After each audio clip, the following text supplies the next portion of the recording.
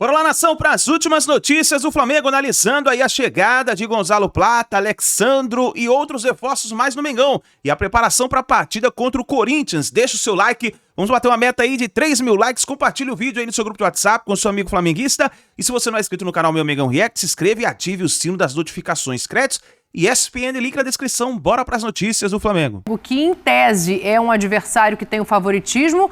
Vamos ter que avaliar aqui todos os desfalques, todos os recém-chegados. E aí eu quero te ouvir, porque eu acho que essa declaração do Emiliano é o jogo da vida do Corinthians mesmo e muda o espírito da equipe. É porque você olhar agora para a tabela do Corinthians, o Corinthians tem tido poucos confrontos diretos, porque o Corinthians é o 18º e com jogos a menos com relação a algumas equipes que estão acima dele. Então o jogo contra o Flamengo... esquece essa questão de tirar pontos de equipes que estão ali próximas. É buscar 3 pontos contra o adversário que está na parte de cima da tabela. No primeiro turno, se lembrar também que foi uma guerra para o Corinthians perdeu aquele jogo para o Flamengo no primeiro turno no Maracanã, perdeu por 2-0. O Flamengo jogou sem o Arrascaeta, o Flamengo jogou com o Gerson, que o Tite até, a partir dali, passou a consolidar o Gerson muitas vezes como um meia pelo lado direito, né? Naquela partida ele jogou aberto pelo lado direito. O Everton Cebolinha ainda era titular desse time. O Pedro fez gol, depois saiu sentindo. O Lohan foi titular, né, naquele jogo, como meia no lugar do Arrascaeta. E o Flamengo jogou bem para vencer o Corinthians. Era outra gestão, era outro técnico, era um time que jogava de uma maneira diferente. O Corinthians jogava com o Antônio Oliveira muitas vezes com 3 zagueiros. Mas o Flamengo venceu e venceu com autoridade aquela equipe. De lá para cá, Dani... mudou alguma coisa no Corinthians para que a gente olhe para esse jogo e diga, não, agora vai ser diferente, agora o Corinthians vai jogar de igual para igual contra o Flamengo? Não, né? O discurso é justamente por conta disso até.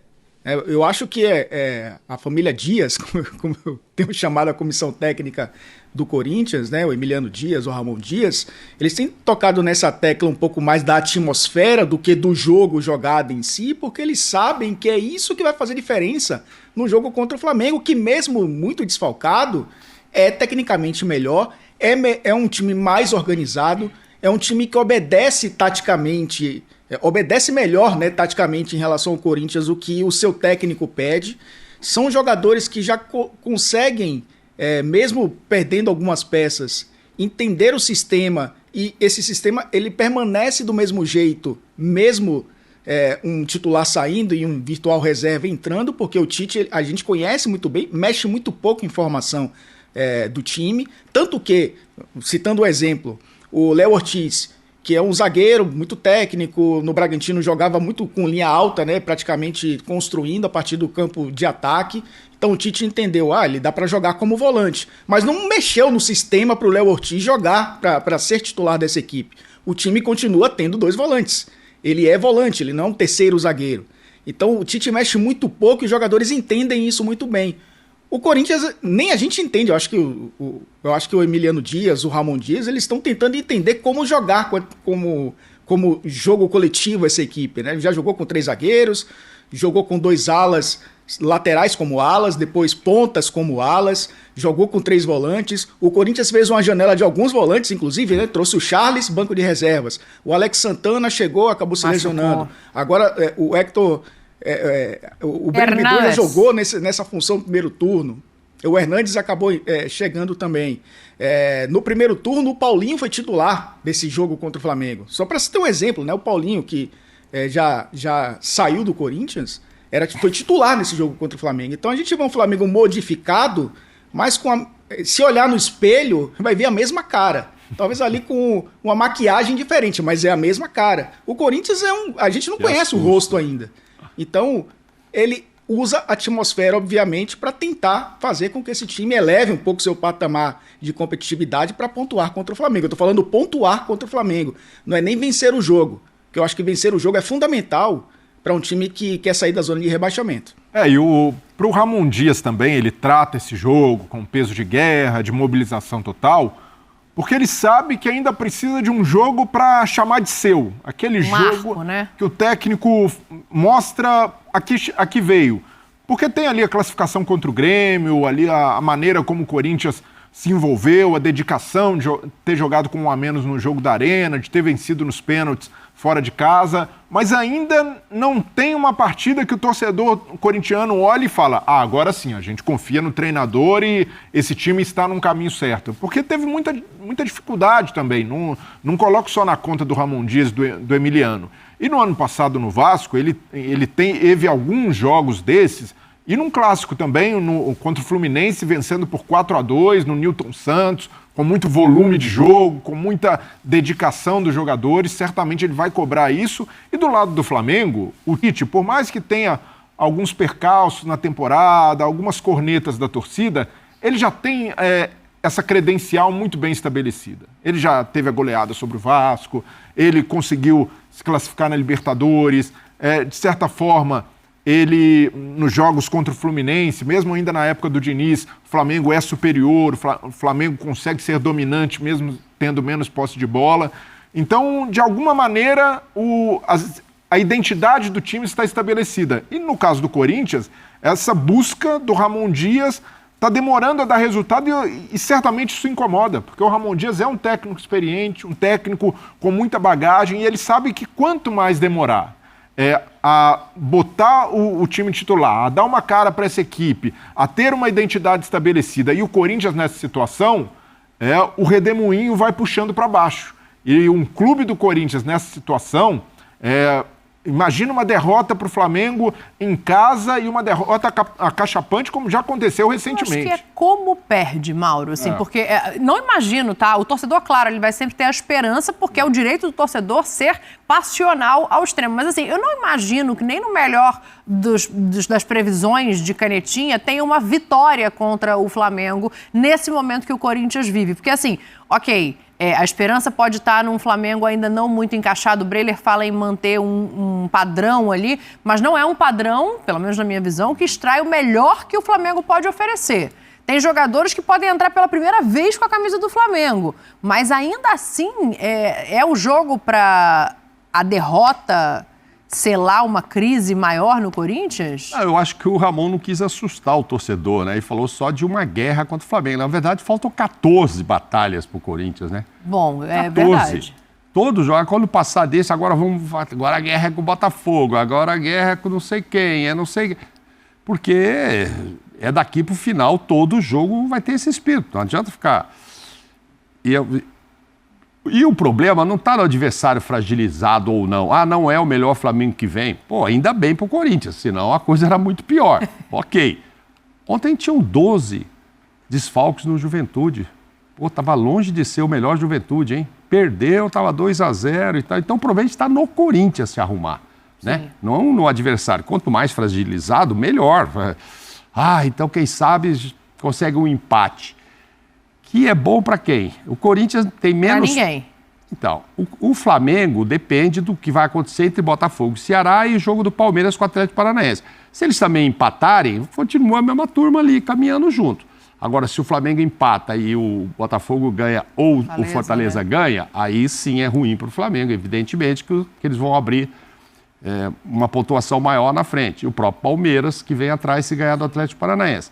Então, esse jogo, para o Flamengo, a gente só vai saber se, caso aconteça um empate, se foi ruim demais ou se ainda se salvou, porque todo mundo ali ficou embolado ainda. Para o Corinthians tem 24 jogos e 22 pontos, gente. A gente mostrou ali, você botou contra times da Série A, deu um pouquinho mais de 30% ali. 30, alguma coisa. Então, ou 31, alguma coisa. Que é o percentual que o Corinthians tem nesse campeonato, 30%.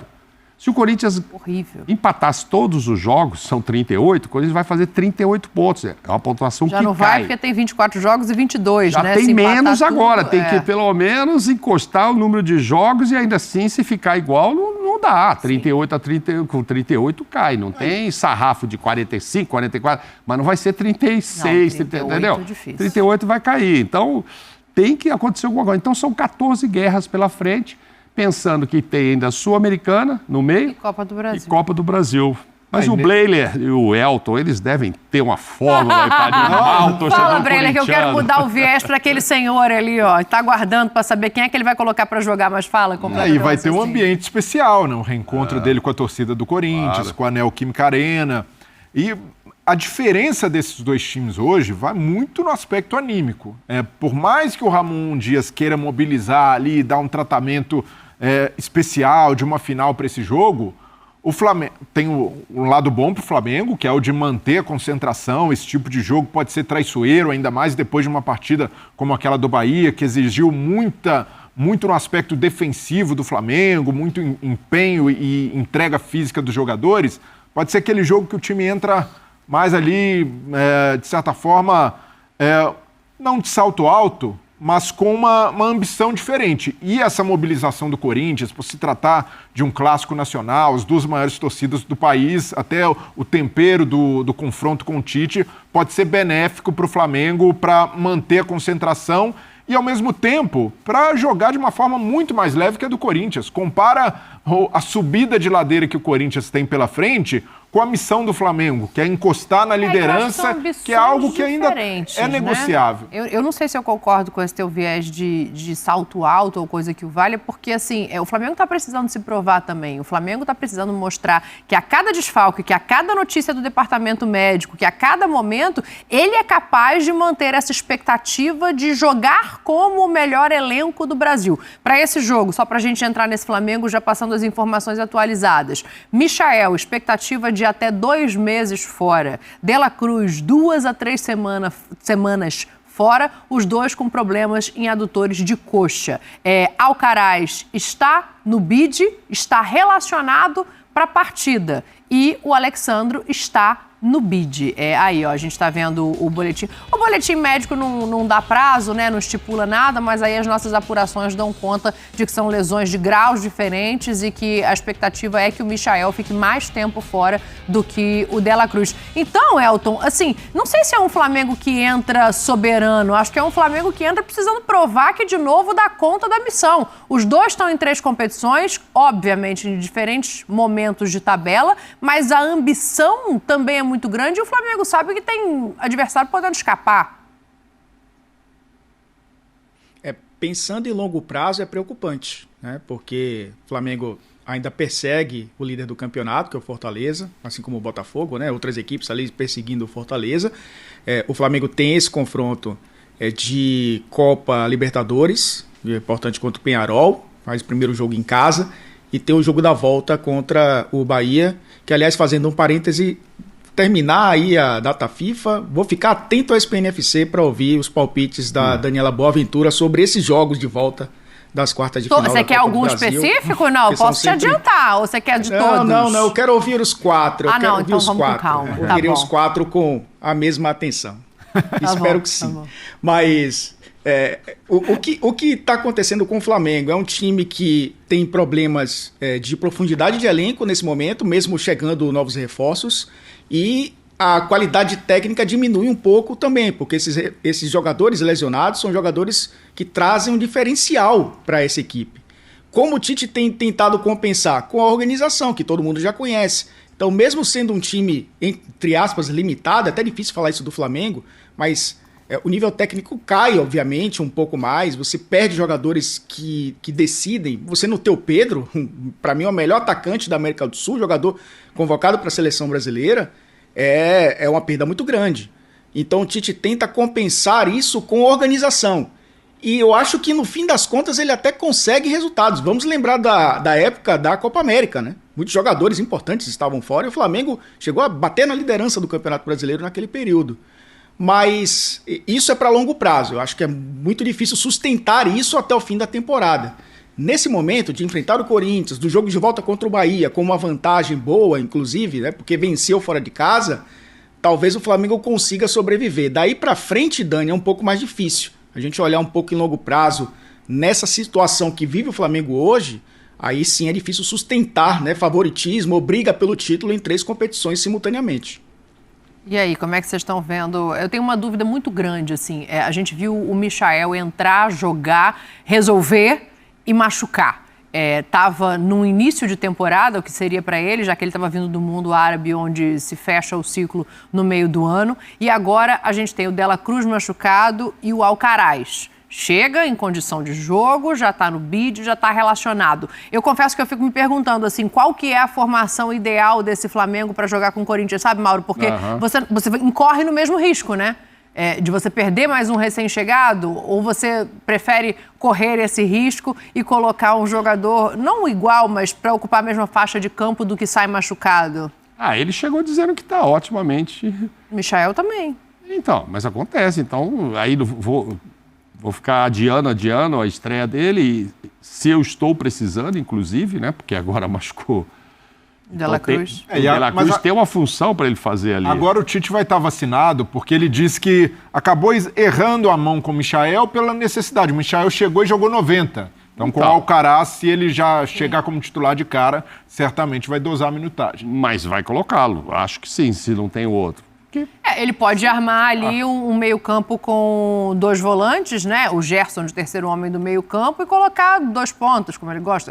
Aí tem a volta do Pedro, que é a notícia boa, né? Então aí fica o Bruno Henrique de um lado, o Luiz Araújo do outro. Ele pode abrir mão de colocar de início, mas é uma opção, né? Agora o Alexandre, não. Esse tá fora de forma, né? O Alexandre, ele tá no bid, mas não tá ainda em condição de jogo. Há mais tempo sem jogar. O outro chegou no aeroporto, o Alcaraz foi muito direto. Não, tô pronto. Se o cara quiser, se o técnico quiser, pode me usar domingo.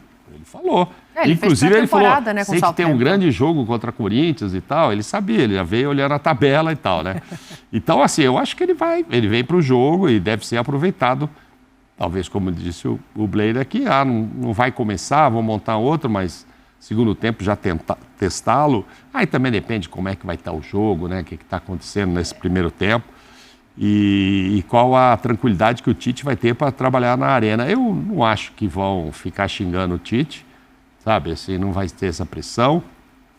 Vi outros programas da casa hoje, alguns companheiros nossos achando que forçando uma barra, que parecia Judas mesmo, já traiu o Corinthians 3 vezes.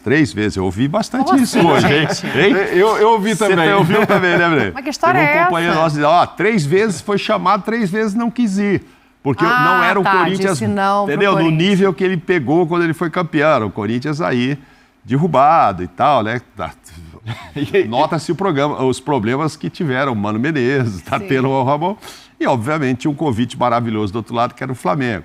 Acho que o torcedor não vai pensar nisso. O torcedor, acho que reconhece nele alguém que fez muito pelo Corinthians. O torcedor tem o maior carinho. Não imagino que ele seja hostilizado lá, não. Eu tenho um ponto sobre isso. A gente já vai resgatar aqui o meu motivo de preocupação. Deixa eu só ouvir o Elton sobre a formação desse Flamengo, pra gente não passar batido lá do camarote. Afinal de contas, querido, é camarote Salvador. Você tá pensando o quê, né? Pouca coisa, não. Eu quero a opinião dele sobre essa formação do Flamengo, Elton. O que você faria? Já colocaria Alcaraz pra jogar ou seria um pouco mais cauteloso diante das lesões recentes?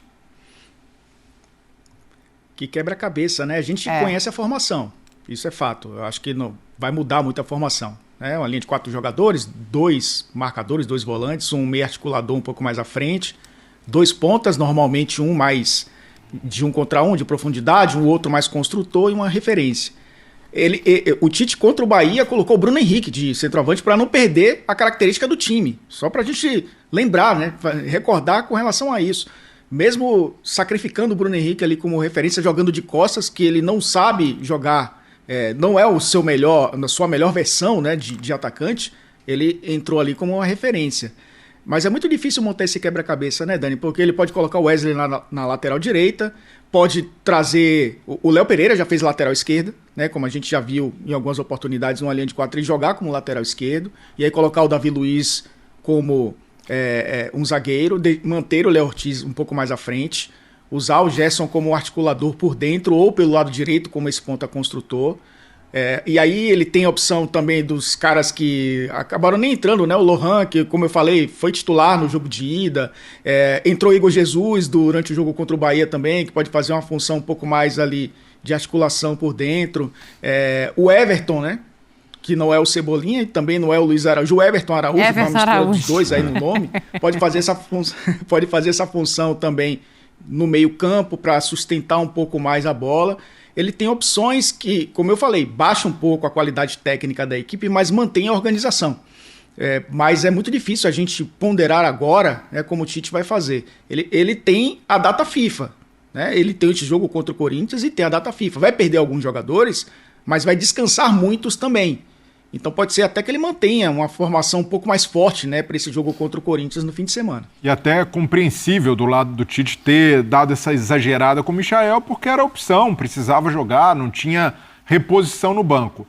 Agora, com o Alcaraz, precisa tomar esse cuidado para não correr o risco de estourar mais um. Mas eu acho que uma coisa que dá confiança para o Tite é o fato do Everton Araújo e do Igor Jesus terem correspondido bem contra o Bahia.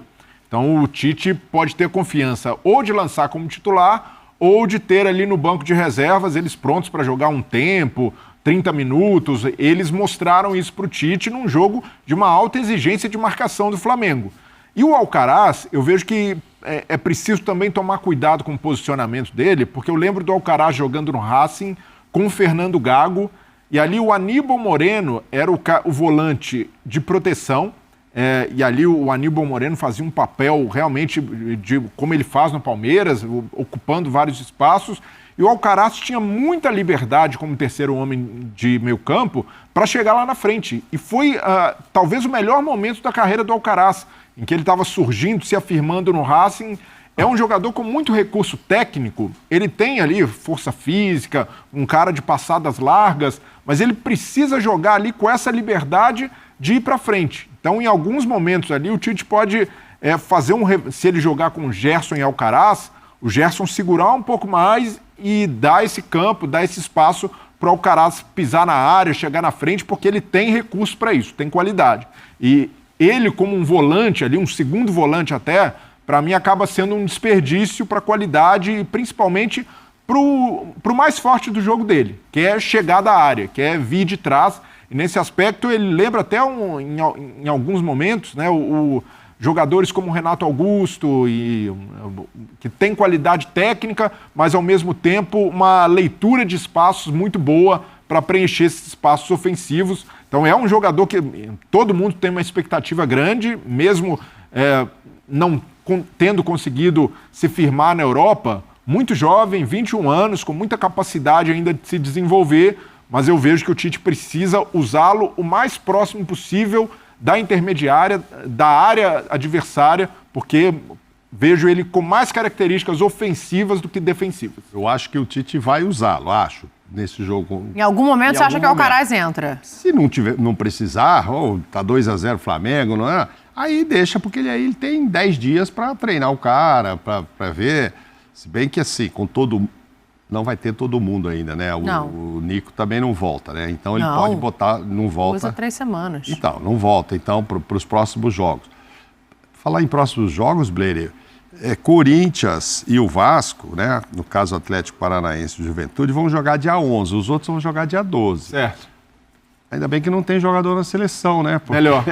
Não tem que montar aquele negócio de jatinho para trazer de volta, senão ia reclamar disso. Imagina se o Scaloni tivesse convocado o Verratti.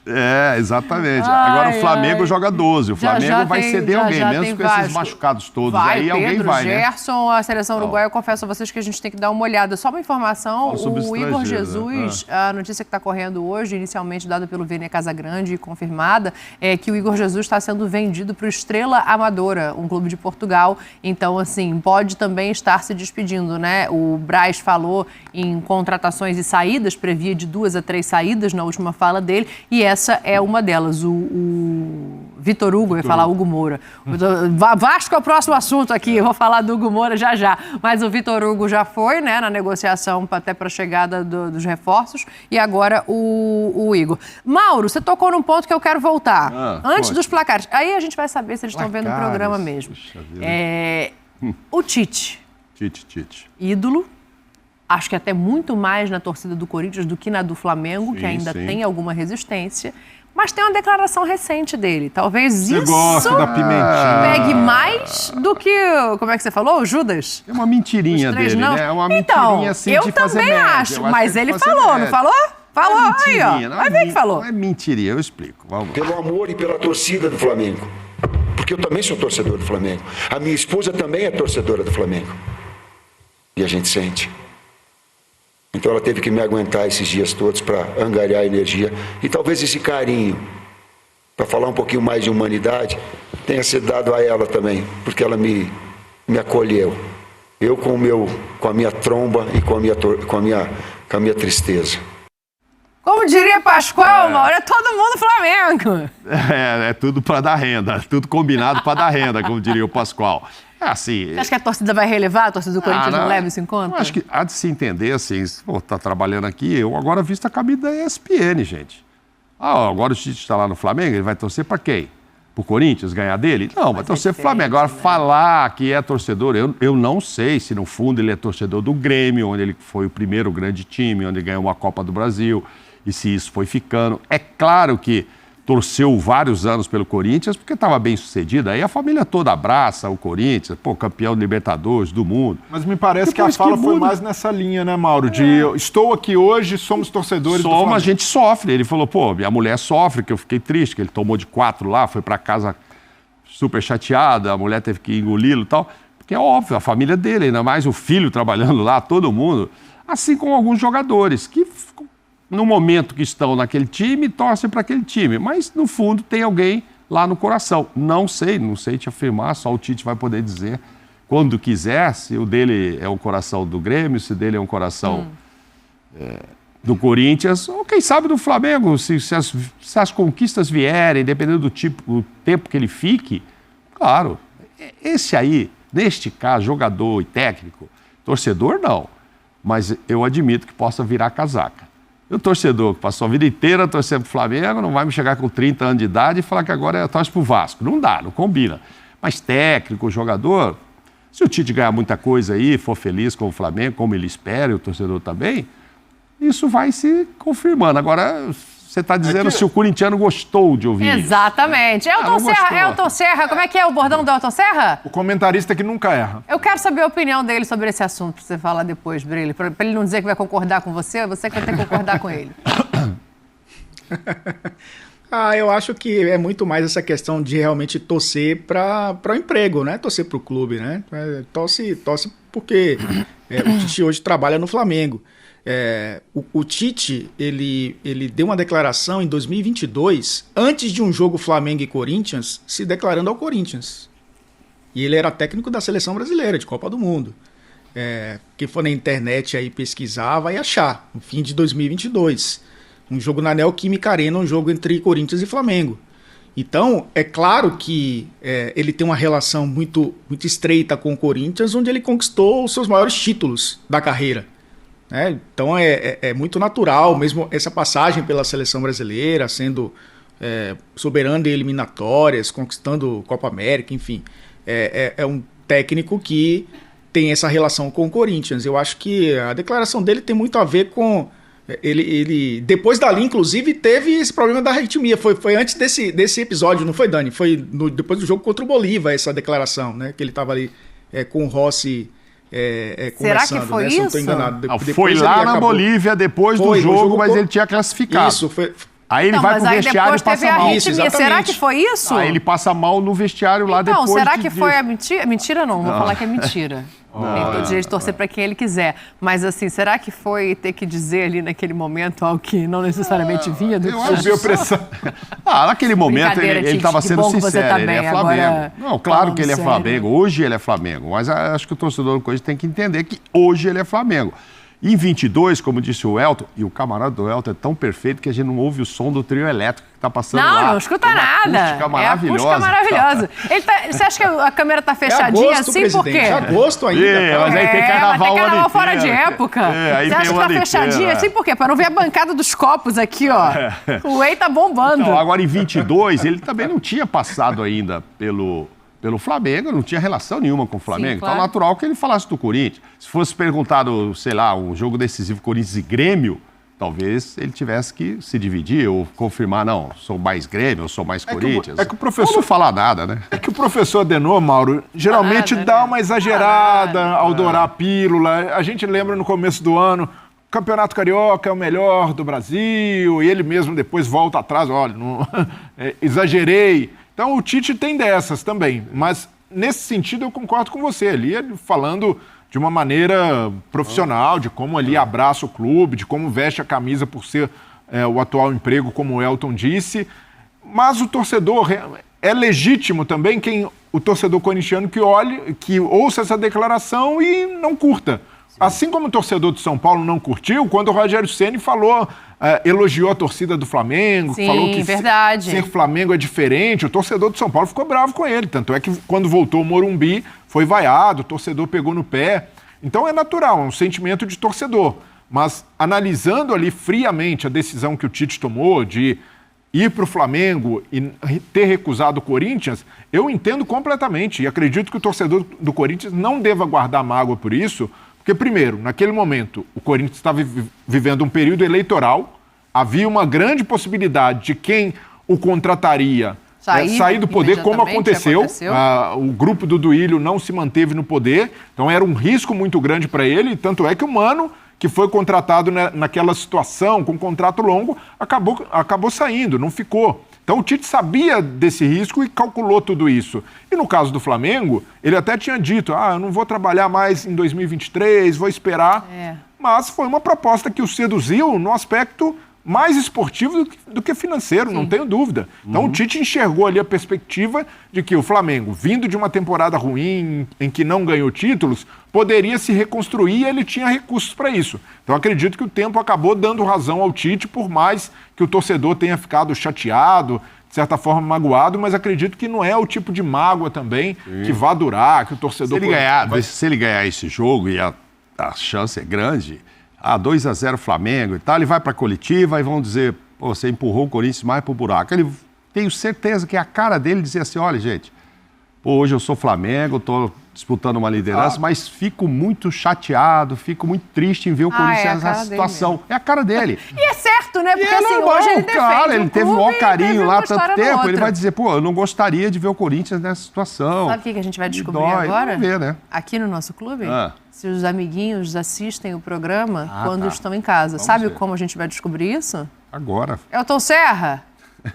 Dito isso, Elton Serra!